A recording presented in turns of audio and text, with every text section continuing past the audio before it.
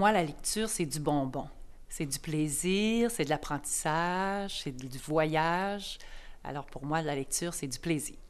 Et c'est un moyen aussi d'apprendre une tonne d'informations. L'origine du projet, en fait, c'est un petit loup qui s'ennuyait dans sa forêt et qui voulait faire le tour du monde. Un livre d'Oriane Lallemand. Peux-tu me nommer des pays qu'on a visités?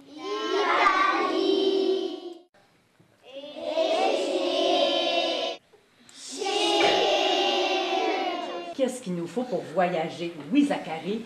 Un passeport. Explique-nous comment faire le passeport. Ben, on a collé le drapeau de pays. Ah, on a collé les drapeaux de chacun des destinations. Ben oui.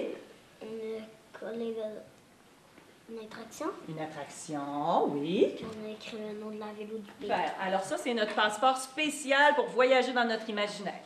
C'est aussi un projet intégrateur. Alors, on part de la lecture. À Paris, Lou admira la ville à bord d'un bateau-mouche et découvrit la tour Eiffel. Puis il se rendit au palais de Buckingham. Ô loup, la reine est en danger. Mais on intègre aussi des projets d'écriture. Une phrase en début d'année en première, c'était déjà bien. Mais si je regarde, plus l'année a avancé, si je regarde les derniers travaux d'écriture, là, regarde l'amélioration. Des projets artistiques. À travers les projets d'art, on a essayé de varier toujours le médium. Donc, on a utilisé la gouache, les différentes sortes de papier, l'aquarelle, le pastel sec, le pastel gras. Alors, on essayait de toujours varier les projets d'art. Comme ça, les élèves ont touché à beaucoup de choses. Et même, ça peut aller jusqu'à des recettes, des activités, des visites. Alors, c'est un projet qui intègre tout plein de matières.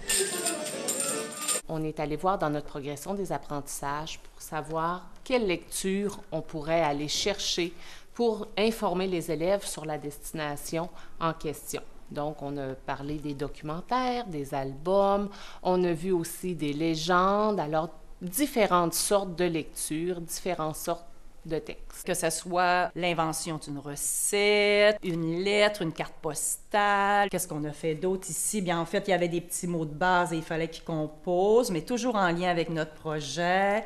Alors, des fois, c'était au niveau de la compréhension du texte. Alors, on a essayé vraiment de varier les types de façons d'écrire. Ce qui est fantastique dans ce projet-là, c'est que ça a éveillé une curiosité chez nos élèves, chez les enfants. Les enfants ont le goût de connaître des choses à travers le monde. Et j'ai même des parents, moi, qui m'ont dit que cet été, en vacances familiales, ils amèneraient leurs enfants à la Statue de la Liberté pour la voir en vrai. Les retombées, on en voit aussi parce que plusieurs élèves nous ont parlé qu'ils avaient refait les recettes à la maison. Plusieurs élèves nous ont dit « Hé, on sait lire, mais on s'en est même pas rendu compte qu'on apprenait à lire parce qu'on était toujours avec notre loup. » Alors, en fait, eux autres, ils pensent que c'est le loup qui les a appris à lire et non nous. Alors ça, c'est parce que notre projet est très signifiant pour eux.